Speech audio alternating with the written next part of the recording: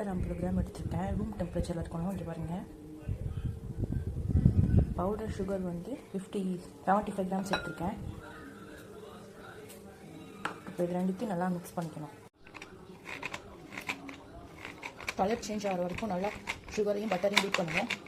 நீங்கள் கரண்டி ஸ்பூன் அதை எதில் வேணால் யூஸ் பண்ணலாம்.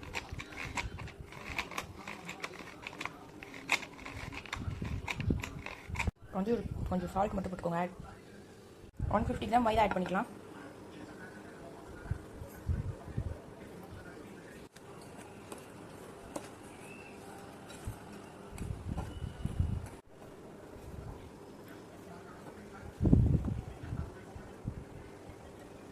உங்களுக்கு கன்சிஸ்டன்சி வரத்துக்கு கொஞ்சம் கொஞ்சமாக பால் ஆட் பண்ணி யூஸ் பண்ணிக்கோங்க.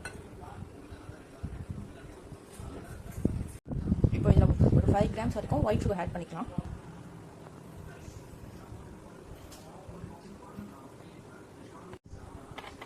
இப்போ வெனிலா எசன்ஸ் ஓகே பிடிக்கும்னா வெனிலா எசன்ஸ் போட்டுக்கோங்க. அப்படி இல்லைனா 2 ஏலக்காய் வந்து சுகர் பவுடர் பண்ணும்போது சேர்த்து பவுடர் பண்ணிக்கோங்க. அப்படி இல்லைனா எதுவும் ஆட் பண்ணாமல் கூட அதை விட்டுலாம்.